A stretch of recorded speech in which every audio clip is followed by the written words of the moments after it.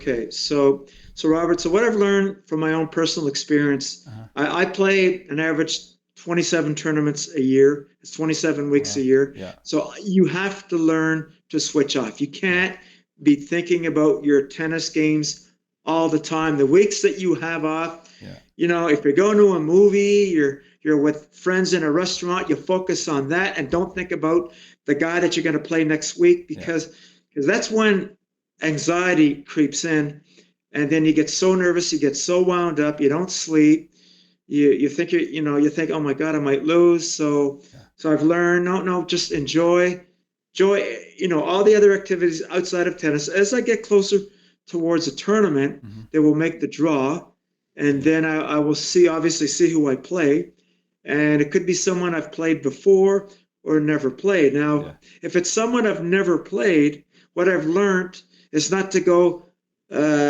look up his facts and his win-loss record, and Yeah. and then if he's really good, oh my geez, I might even get more nervous and worry even more. So Yeah. if it's a complete stranger, I don't look, I show up, I focus on the present, Mm-hmm. I look at him during the 5-minute warm-up, and I start from there, and Yeah. I'm less nervous and I'm good to go. So that works. Now if I play someone that I've played before, like Mm-hmm. three, five, six, 7 times, Yeah. well, that's different because there's some history there. So either, if I've beaten the guy 7 straight times, I can kind of go into the match a little bit more relaxed, knowing that I will probably win, Yeah. relax a little bit more. But now it's someone that's I've lost to a lot. Well, that's different. Then I have to mentally think of a new strategy. Okay, he's beaten me 7 straight times. I better Yeah. come up with something different. Otherwise, it's going to be 8 straight times. Yeah. And here's where it gets interesting. When you Yeah. play someone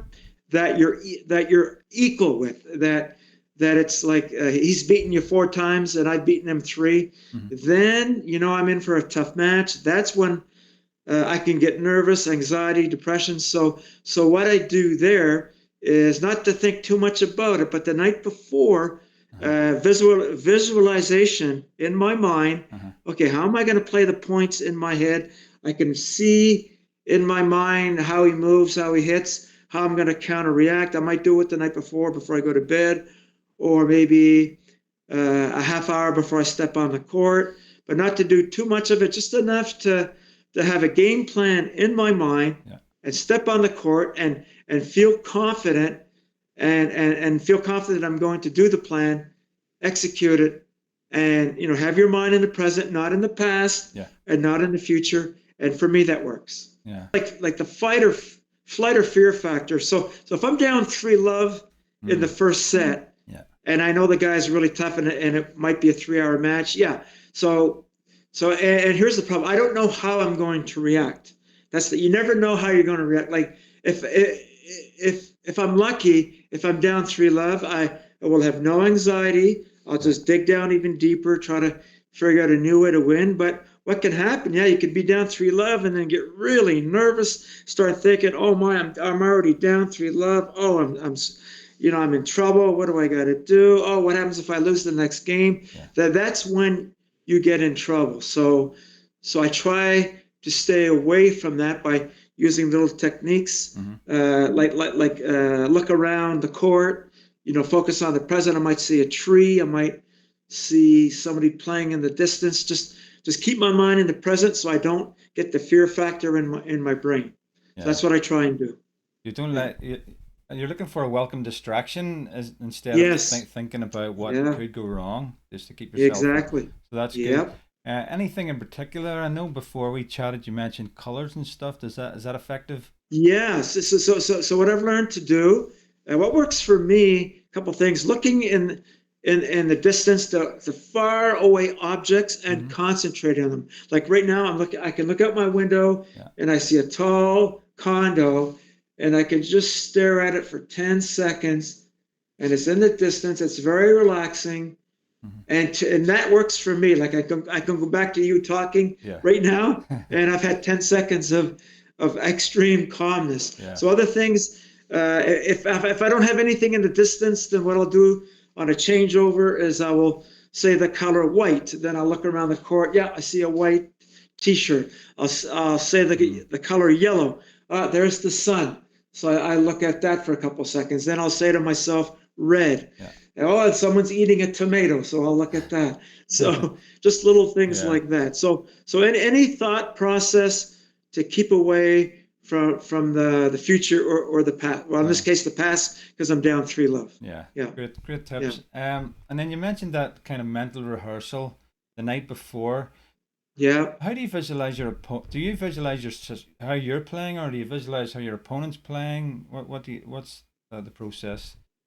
Very good question, Robert. I actually visualize both, because if I've played the guy before, I can close my eyes. I can visualize how he hits his backhand, how hard his serve is, how he hits a lot of topspin on his forehand. So as I'm visualizing that, I'm visualizing how I'm going to counteract to his hard serve. I'm visualizing, okay, I'm going to step further back. I'm going to take a shorter swing on the return. Little things like that, and play out the point in my mind. Okay, so he's going to serve hard. I'm going to step back. I'm going to block. Okay, so in my mind, I got to tell myself, oh, I got to block deep, because if I don't block deep, he's going to put it away. So I block deep, right down the middle. He's got no angles. He hits the shot. Then I visualize, oh, if it's short, I'm going to tack right away to one of the corners. On the next week's shot, I'm going to approach to the net and win the point. So that's how I visualize. Great advice. Yeah. I was just thinking, because I know you've won tournaments before. Yeah. I'm just thinking about, do you kind of use those, if you're going through a tough time, do you kind of revisit those successes to kind of get you re-energized? And then if you do, what advice would you give to someone that maybe doesn't have tournaments under their belt, they're still quite young, and looking for their first kind of big win? How do they kind of, what do they need to look for to kind of rebuild momentum and energy?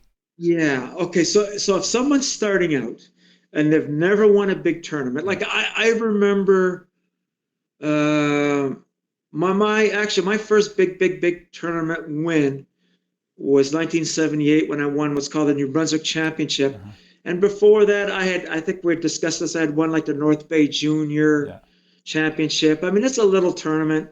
I won the Dartmouth, Nova Scotia Junior Champ. Those are all little tournaments. So I had no previous experience of winning what's called the big one until 1978. So the only thing you can do going into a big tournament that you've never won is draw on the previous success of anything. Like for me, it was winning that North Bay Junior Championship, the Dartmouth under 16 championship, the Nova Scotia under 18, like little things like that. Try to get some confidence from that.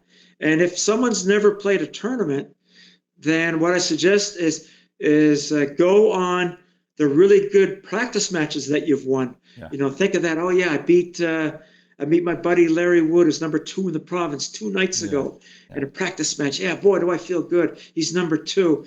And, that felt good. That was 2 nights ago. Now I'm going into this big tournament, so I can focus on that. So you try to focus on, you're right, successes in the past to help build your confidence. Yeah. No question.